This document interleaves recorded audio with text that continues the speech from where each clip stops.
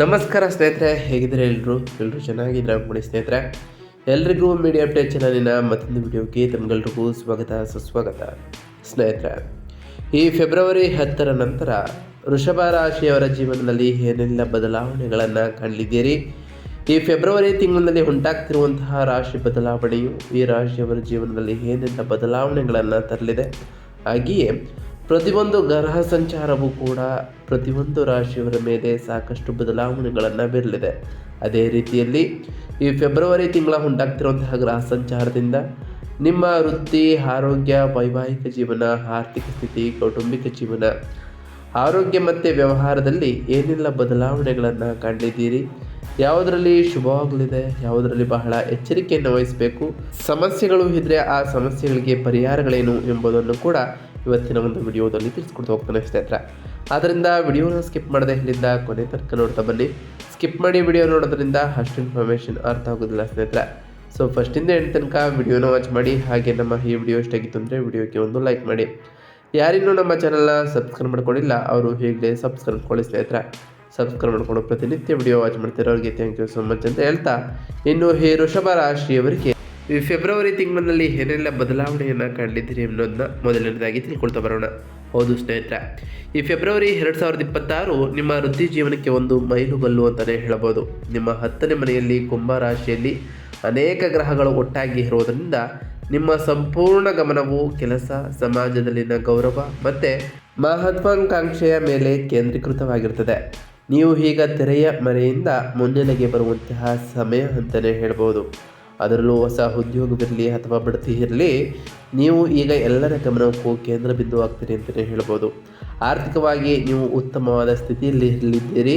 2ನೇ ಮನೆಯಲ್ಲಿರುವಂತಹ ಗುರು ನಿಮ್ಮ ಬ್ಯಾಂಕ್ ಬ್ಯಾಲೆನ್ಸನ್ನು ಹೆಚ್ಚಾಗುವುದನ್ನು ಖಚಿತಪಡಿಸಲಿದ್ದರೆ, 11ನೇ ಮನೆಯಲ್ಲಿರುವಂತಹ ಶನಿಯು ಸ್ಥಿರವಾದ ಲಾಭವನ್ನು ನಿಮಗೆ ನೀಡಲಿದ್ದಾರೆ. ಅದರ ನಂತರವೂ ಕೂಡ ವೃತ್ತಿಯ ಮೇಲಿನ ಅತಿಯಾದ ಒತ್ತಡದಿಂದಾಗಿ ಕೆಲಸ ಮತ್ತು ವೈಯಕ್ತಿಕ ಜೀವನದ ನಡುವೆ ಸಮತೋಲನ ಕಾಯ್ದುಕೊಳ್ಳುವುದು ಒಂದು ಈ ತಿಂಗಳ ಬಹುಮುಖ್ಯ ಸವಾಲು ಅಂತಲೇ ಹೇಳ್ಬೋದು. ಇನ್ನು ಈ ವೃಷಭ ರಾಶಿಯವರಿಗೆ ಪ್ರಮುಖ ಗ್ರಹ ಸಂಚಾರಗಳು ಹೇಗಿರಲಿದೆ ಅನ್ನೋದರ ವಿಚಾರಕ್ಕೆ ಬರೋದಾದರೆ, ಈ ವೃಷಭ ರಾಶಿಯವರಿಗೆ ಸೂರ್ಯಗ್ರಹದ ವಿಚಾರದಲ್ಲಿ 10ನೇ ಮನೆಯ ಕುಂಭ ರಾಶಿಯಲ್ಲಿ ಸೂರ್ಯನು ಇರಲಿದ್ದು ಅಧಿಕಾರ, ಶಕ್ತಿ ಮತ್ತು ಸರ್ಕಾರದ ಬೆಂಬಲದ ವಿಚಾರದ ಮೇಲೆ ಸಾಕಷ್ಟು ಪ್ರಭಾವವನ್ನು ಸೂರ್ಯನು ಬೀರಲಿದ್ದಾರೆ. ಇನ್ನು ಶುಕ್ರ ಗ್ರಹದ ವಿಚಾರಕ್ಕೆ ಬರೋದಾದರೆ 10ನೇ ಮನೆಯ ಕುಂಭ ರಾಶಿಯಲ್ಲಿ ಶುಕ್ರನು ಇರಲಿದ್ದು ಕೆಲಸದ ಸ್ಥಳದಲ್ಲಿ ಸಾಮರಸ್ಯ ಮತ್ತು ಸೃಜನಶೀಲತೆಯ ವಿಷಯಗಳಲ್ಲಿ ಸಾಕಷ್ಟು ಪ್ರಭಾವವನ್ನು ಶುಕ್ರನು ಬೀರಲಿದ್ದಾರೆ ಸ್ನೇಹಿತರೆ. ಇನ್ನು ಬುಧ ಗ್ರಹದ ವಿಚಾರಕ್ಕೆ ಬರೋದಾದರೆ 10ನೇ ಮನೆಯ ಕುಂಭ ರಾಶಿಯಲ್ಲಿ ಬುಧ ಇರಲಿದ್ದು ವೃತ್ತಿಪರ ಬುದ್ಧಿವಂತಿಕೆ ಮತ್ತು ಸಂವಹನ ವಿಚಾರದ ಮೇಲೆ ಸಾಕಷ್ಟು ಪ್ರಭಾವವನ್ನು ಬೀರಲಿದ್ದಾರೆ ಬುಧನು ಸ್ನೇಹಿತರೆ. ಇನ್ನು ಮಂಗಳ ಗ್ರಹದ ವಿಚಾರಕ್ಕೆ ಬರೋದಾದರೆ ಮಂಗಳನು 9ನೇ ಮನೆಯ ನಂತರ 10ನೇ ಮನೆಗೆ ಪ್ರವೇಶವನ್ನು ಮಾಡೋ ಕಾರಣ ವೃತ್ತಿಯಲ್ಲಿ ಧೈರ್ಯದ ನಿರ್ಧಾರಗಳು ಮತ್ತು ಉತ್ಸಾಹ ಈ ಟೈಮ್ನಲ್ಲಿ ಹೆಚ್ಚಾಗಲಿದೆ. ಇನ್ನು ಗುರುಗ್ರಹದ ವಿಚಾರಕ್ಕೆ ಬರೋದಾದರೆ 2ನೇ ಮನೆಯ ಮಿಥುನ ರಾಶಿಯಲ್ಲಿ ಗುರು ಇರಲಿದ್ದು ಧನಸಂಗ್ರಹ ಮತ್ತು ಮಧುರ ಮಾತುಗಳ ವಿಚಾರದಲ್ಲಿ ಗುರುವು ಸಾಕಷ್ಟು ಪ್ರಭಾವವನ್ನು ಬೀರಲಿದ್ದಾರೆ ಅಂತಲೇ ಹೇಳ್ಬೋದು ಸ್ನೇಹಿತರೆ. ಇನ್ನು ಈ ರಾಶಿಯವರಿಗೆ ವೃತ್ತಿ ಮತ್ತು ವ್ಯವಹಾರದಲ್ಲಿ ಫೆಬ್ರವರಿ 10ರ ನಂತರ ಏನೆಲ್ಲ ಬದಲಾವಣೆಯನ್ನು ನೋಡಲಿದ್ದೀರಿ ಅಂತ ನೋಡ್ತಾ ಬರೋದಾದರೆ, ಈ ತಿಂಗಳು ಕುಂಭ ರಾಶಿಯಲ್ಲಿ ನಡೀತಿರುವಂತಹ ಪಂಚಗ್ರಹಗಳ ಸಂಗಮದಿಂದ ನಿಮ್ಮ ವೃತ್ತಿ ಜೀವನದಲ್ಲಿ ದೊಡ್ಡ ಸಂಚಲನವನ್ನೇ ಮೂಡಿಸಲಿದೆ ಅಂತಲೇ ಹೇಳ್ಬೋದು. ಅದರಲ್ಲೂ ಈ ಫೆಬ್ರವರಿ 10ರ ನಂತರ ಬುಧ, ಶುಕ್ರ, ಸೂರ್ಯ ಮತ್ತು ತಿಂಗಳ ಅಂತ್ಯದಲ್ಲಿ ಮಂಗಳನ ಆಗಮನವು ಆಗುವ ಕಾರಣ ನಿಮ್ಮ ಕೆಲಸದ ಜವಾಬ್ದಾರಿಯನ್ನು ಹೆಚ್ಚಿಸಲಿದೆ. ನೀವು ಉದ್ಯೋಗ ಬದಲಾವಣೆಗೆ ಪ್ರಯತ್ನವನ್ನು ಪಡೆದಿದ್ರೆ ದೊಡ್ಡ ಸಂಸ್ಥೆಗಳಿಂದ ಅಥವಾ ತಾಂತ್ರಿಕ ಕ್ಷೇತ್ರಗಳಿಂದ ಹಠಾತ್ ಅವಕಾಶಗಳು ಕೂಡ ಬರ್ಬೋದು. ನಿಮ್ಮ ರಾಶಿ ಅಧಿಪತಿ ಶುಕ್ರನು 10ನೇ ಮನೆಯಲ್ಲಿ ಇರುವುದರಿಂದ ಸ್ತ್ರೀ ಸಹೋದ್ಯೋಗಿಗಳ ಬೆಂಬಲವೂ ಕೂಡ ಈ ರಾಶಿಯವರಿಗೆ ಸಿಗಲಿದೆ. ಇದರಿಂದ ನಿಮ್ಮಲ್ಲಿ ಕೆಲಸದ ಮೆಚ್ಚುಗೆಯೂ ಕೂಡ ಹೆಚ್ಚಾಗಲಿದೆ ಅಂತಲೇ ಹೇಳ್ಬೋದು. ಆದರೆ ಈ ತಿಂಗಳ ಕೊನೆ ವಾರದಲ್ಲಿ ಬಹಳ ಎಚ್ಚರಿಕೆಯಿಂದ ಇರಬೇಕು. ಏಕೆಂದರೆ ಫೆಬ್ರವರಿ 23ರಂದು ಮಂಗಳನು 10ನೇ ಮನೆಗೆ ಪ್ರವೇಶವನ್ನು ಮಾಡೋ ಕಾರಣ ರಾಹುವಿನೊಂದಿಗೆ ಸೇರೋ ಕಾರಣ ಅಂಗಾರಕ ಯೋಗ ನಿರ್ಮಾಣವಾಗ್ತದೆ. ಇದು ನಿಮಗೆ ಆದಷ್ಟು ಅದಮ್ಯ ಶಕ್ತಿಯನ್ನು ನೀಡಿದರೂ ಕೂಡ ಮೇಲಾಧಿಕಾರಿಗಳ ವಿರುದ್ಧ ಬಂಡಾಯ ಬೀಳುವಂತೆ ಮಾಡ್ಬೋದು. ಇದರಿಂದ ಹಠಾತ್ ಕೋಪದಿಂದ ನಿಮ್ಮ ಹೆಸರಿಗೆ ಧಕ್ಕೆ ಬರುವಂತಹ ಚಾನ್ಸಸ್ ಇರಲಿದೆ. ಅದರಿಂದ ಬಹಳ ತಾಳ್ಮೆಯಿಂದ ಇರಿ ಅಂತಲೇ ಹೇಳ್ಬೋದು. ಇನ್ನು ಹಣಕಾಸು ಮತ್ತು ಆರ್ಥಿಕತೆಯ ವಿಚಾರದ ಬಗ್ಗೆ ಮಾತನಾಡ್ತಾ ಇರೋದಾದರೆ ಆರ್ಥಿಕ ದೃಷ್ಟಿಯಿಂದ ನೀವು ಭದ್ರವಾದ ಸ್ಥಾನದಲ್ಲಿ ಇರಲಿದ್ದೀರಿ. ಶುಭ ಗ್ರಹಗಳಾದಂತಹ ಗುರು ನಿಮ್ಮ 2ನೇ ಮನೆಯಲ್ಲಿ ಅಂದರೆ ಧನದ ಸ್ಥಾನದಲ್ಲಿ ಸಂಚರಿಸುವ ಕಾರಣ ಉಳಿತಾಯದಲ್ಲಿ ಪ್ರಗತಿಯನ್ನು ಕಾಣ್ತಾ ಹೋಗ್ತೀರಿ. ನಿಮ್ಮ ಮಾತುಗಾರಿಕೆಯಿಂದ ಉತ್ತಮ ವ್ಯವಹಾರವನ್ನು ಸುಧಾರಿಸ್ತಾ ಹೋಗ್ತೀರಿ ಅಥವಾ ವೇತನ ಹೆಚ್ಚಳದ ಮಾತುಕತೆಯಲ್ಲಿ ಯಶಸ್ವಿಯಾಗಲಿದ್ದೀರಿ ಅಂತಲೇ ಹೇಳ್ಬೋದು. ಇದರೊಂದಿಗೆ 11ನೇ ಮನೆಯಲ್ಲಿರುವಂತಹ ಶನಿಯು ನಿಮ್ಮ ಕಠಿಣ ಪರಿಶ್ರಮಕ್ಕೆ ತಕ್ಕಂತಹ ಪ್ರತಿಫಲ ಸಿಗುವುದನ್ನು ಖಚಿತಪಡಿಸಲಿದ್ದಾರೆ ಅಂತಲೇ ಹೇಳ್ಬೋದು ಸ್ನೇಹಿತರೆ. ಉದ್ಯಮಿಗಳಿಗೆ ನಗದು ಹರಿವು ಹೆಚ್ಚಾಗಲಿದೆ. ವಿಶೇಷವಾಗಿ ಸಲಹಾ ಕ್ಷೇತ್ರ, ಶಿಕ್ಷಣ ಅಥವಾ ಸಂವಹನ ರಂಗದಲ್ಲಿ ಇರುವವರಿಗೆ ಲಾಭದಾಯಕವಾದಂತಹ ಸಮಯ ಅಂತಲೇ ಹೇಳ್ಬೋದು. ಆದರೆ ತಿಂಗಳ ಕೊನೆಯಲ್ಲಿ ಮಂಗಳ ರಾಹು ಪ್ರಭಾವದಿಂದಾಗಿ ಸ್ನೇಹಿತರಿಗೆ ದೊಡ್ಡ ಮೊತ್ತದ ಹಣವನ್ನು ಸಾಲವಾಗಿ ನೀಡಬೇಡಿ, ಏಕೆಂದರೆ ಅದು ವಾಪಸ್ ಬರುವಂತಹ ಚಾನ್ಸಸ್ ಕಡಿಮೆ ಇರಲಿದೆ. ಅದರಿಂದ ಬಹಳ ಎಚ್ಚರಿಕೆಯಿಂದ ಇರಿ ಅಂತಲೇ ಹೇಳ್ಬೋದು ಸ್ನೇಹಿತರೆ. ಇನ್ನು ಆರೋಗ್ಯ ಮತ್ತು ಕ್ಷೇಮದ ವಿಚಾರಕ್ಕೆ ಬರೋದಾದರೆ ವೃತ್ತಿಯಲ್ಲಿ ಪ್ರಗತಿ ಇದ್ದರೂ ಆರೋಗ್ಯದ ಕಡೆ ನಿರ್ಲಕ್ಷ್ಯವನ್ನು ತೋರಲಿಕ್ಕೆ ಹೋಗಬೇಡಿ. 4ನೇ ಮನೆಯಲ್ಲಿ ಕೇತುವಿನ ಸಂಚಾರ ಇರುವ ಕಾರಣ ಹೃದಯ ಅಥವಾ ಶ್ವಾಸಕೋಶದ ಬಗ್ಗೆ ಬಹಳಷ್ಟು ಜಾಗರೂಕರಾಗಿ ಇರಬೇಕು. ವಿವರಿಸಲಾಗದಂತಹ ಆತಂಕ ಅಥವಾ ಎದೆಯ ಭಾಗದಲ್ಲಿ ಒಂದು ರೀತಿಯ ಭಾರದ ಅನುಭವ ಆಗ್ಬೋದು ಸ್ನೇಹಿತರೆ. ಇದು ಹೆಚ್ಚಾಗಿ ಕೆಲಸದ ಒತ್ತಡದಿಂದ ಉಂಟಾಗುವ ಮಾನಸಿಕ ಆತಂಕ ಅಂತಲೇ ಹೇಳ್ಬೋದು. 10ನೇ ಮನೆಯಲ್ಲಿ ಗ್ರಹಗಳ ಭಾರ ಹೆಚ್ಚಿರುವುದರಿಂದ ಮೊಣಕಾಲು ಅಥವಾ ಕೀಲು ನೋವು ಕಾಣಿಸಿಕೊಳ್ಬೋದು ಸ್ನೇಹಿತರೆ. ಓಡುವುದು ಅಥವಾ ಮೆಟ್ಟಿಲು ಹತ್ತುವಾಗ ಎಚ್ಚರವನ್ನು ವಹಿಸಿ. ತಿಂಗಳ ಕೊನೆಯಲ್ಲಿ ಉರಿಯೂತ ಅಥವಾ ಹಠದ ಜ್ವರದ ಲಕ್ಷಣಗಳು ಕಂಡುಬರಬಹುದು. ದಿನಕ್ಕೆ ಸಾಕಷ್ಟು ನೀರನ್ನು ಕುಡಿಯಿರಿ. ಪೌಷ್ಟಿಕ ಆಹಾರ ಸೇವಿಸೋದ್ರಿಂದ ವಾಯುತತ್ವದ ಪ್ರಭಾವವನ್ನು ಸಮತೋಲನಗೊಳಿಸಲು ನಿಮಗೆ ಸಹಕಾರಿಯಾಗ್ತದೆ ಅಂತಲೇ ಹೇಳ್ಬೋದು ಸ್ನೇಹಿತರೆ. ಇದರಿಂದ ನಿಮ್ಮ ಆರೋಗ್ಯವನ್ನು ಕೂಡ ಉತ್ತಮವಾಗಿ ಇರಿಸಿಕೊಳ್ಬೋದಾಗಿದೆ. ಇನ್ನು ಈ ರಾಶಿಯವರ ಕುಟುಂಬ ಮತ್ತು ಸಂಬಂಧಿಗಳ ವಿಚಾರಕ್ಕೆ ಬರೋದಾದರೆ ಕೌಟುಂಬಿಕ ಜೀವನದಲ್ಲಿ ಈ ರಾಶಿಯವರಿಗೆ ನೆಮ್ಮದಿ ಇರಲಿದೆ ಸ್ನೇಹಿತರೆ. ಇದರಿಂದ ಸಾಕಷ್ಟು ಬದಲಾವಣೆಗಳನ್ನು ನಿಮ್ಮ ಜೀವನದಲ್ಲಿ ಕಾಣ್ತಾ ಬರ್ತೀರಿ. 2ನೇ ಮನೆಯಲ್ಲಿರುವಂತಹ ಗುರು ಕುಟುಂಬದ ಸದಸ್ಯರೊಂದಿಗೆ ಸಾಮರಸ್ಯ ಮತ್ತು ಶುಭ ಸಂಬಂಧಗಳಿಗೆ ಸೂಚನೆಯನ್ನು ಕೂಡ ನೀಡಿದ್ದಾರೆ. ನಿಮ್ಮ ಮಾತುಗಳು ಸಂಗಾತಿ ಮತ್ತು ಮಕ್ಕಳಿಗೆ ನೆಮ್ಮದಿಯನ್ನು ಕಾಣಲಿದ್ದೀರಿ. ಹಾಗೆಯೇ ಈ ಫೆಬ್ರವರಿ 10ರ ನಂತರ ಮನೆಯಲ್ಲಿ ಸಣ್ಣ ಮಟ್ಟದ ಪೂಜೆ ಅಥವಾ ಕಾರ್ಯಕ್ರಮವನ್ನು ಆಯೋಜಿಸುವಂತಹ ಸಾಧ್ಯತೆ ಇದೆ.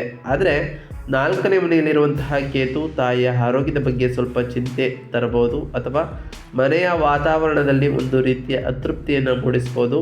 ಕಚೇರಿಯ ಒತ್ತಡವನ್ನು ಮನೆಗೆ ತರಲಿಕ್ಕೆ ಹೋಗಬೇಡಿ ಅಂತಲೇ ಹೇಳ್ಬೋದು ಸ್ನೇಹಿತರೆ. ಮನೆಯ ವಿದ್ಯುತ್ ಉಪಕರಣಗಳು ಅಥವಾ ಕಟ್ಟಡದ ಸಣ್ಣ ಪುಟ್ಟ ರಿಪೇರಿ ಕೆಲಸಗಳು ಈ ತಿಂಗಳು ಎದುರಾಗ್ಬೋದು. ಕುಟುಂಬದ ವಿಷಯದಲ್ಲಿ ತಾಳ್ಮೆಯಿಂದ ವರ್ತಿಸುವುದು ಕೂಡ ಈ ರಾಶಿಯವರಿಗೆ ಬಹಳ ಮುಖ್ಯ ಅಂತಲೇ ಹೇಳ್ಬೋದು.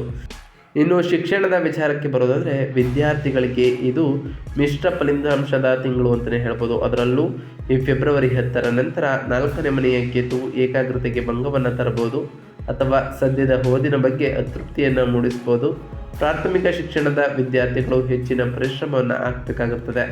ಆದರೆ MBA, ಕಾನೂನು ಅಥವಾ ಸಂವಹನದಲ್ಲಿ ವೃತ್ತಿಪರ ಕೋರ್ಸ್ಗಳನ್ನು ಮಾಡುತ್ತಿರುವವರಿಗೆ ಬುಧನ ಸಂಚಾರವು ವರದಾನ ಅಂತಲೇ ಹೇಳ್ಬೋದು. ಇದರಿಂದ ಸಾಕಷ್ಟು ಬದಲಾವಣೆಗಳನ್ನು ಕಾಣುವುದರ ಜೊತೆಗೆ ಉತ್ತಮವಾದ ಫಲಿತಾಂಶಗಳನ್ನು ಕೂಡ ಕಾಣ್ತಾ ಬರ್ತೀರಿ ಸ್ನೇಹಿತರೆ. ನಿಮ್ಮ ತರ್ಕಬದ್ಧ ಆಲೋಚನೆ ಮತ್ತು ಪ್ರೆಸೆಂಟೇಷನ್ ಕೌಶಲ್ಯಗಳು ಬಹಳಷ್ಟು ಉತ್ತಮವಾಗಿರಲಿದೆ. ಸರ್ಕಾರಿ ಉದ್ಯೋಗಕ್ಕಾಗಿ ಸ್ಪರ್ಧಾತ್ಮಕ ಪರೀಕ್ಷೆ ಬರೆಯುತ್ತಿರುವವರಿಗೂ ಕೂಡ ಈ ಫೆಬ್ರವರಿ 13ರ ನಂತರ ಸಮಯ ತುಂಬ ಅನುಕೂಲಕರವಾಗಿರಲಿದೆ ಅಂತಲೇ ಹೇಳ್ಬೋದು ಸ್ನೇಹಿತರೆ. ಒಟ್ಟಾರೆಯಾಗಿ ಸಾಕಷ್ಟು ಬದಲಾವಣೆಗಳನ್ನು ಕಾಣೋದ್ರ ಜೊತೆಗೆ ಈ ಫೆಬ್ರವರಿ 10ರ ನಂತರ ಒಂದಿಷ್ಟು ಬದಲಾವಣೆಗಳನ್ನು ಕೂಡ ಕಾಣ್ತಾ ಬರ್ತೀನಿ ಅಂತಲೇ ಹೇಳ್ಬೋದು.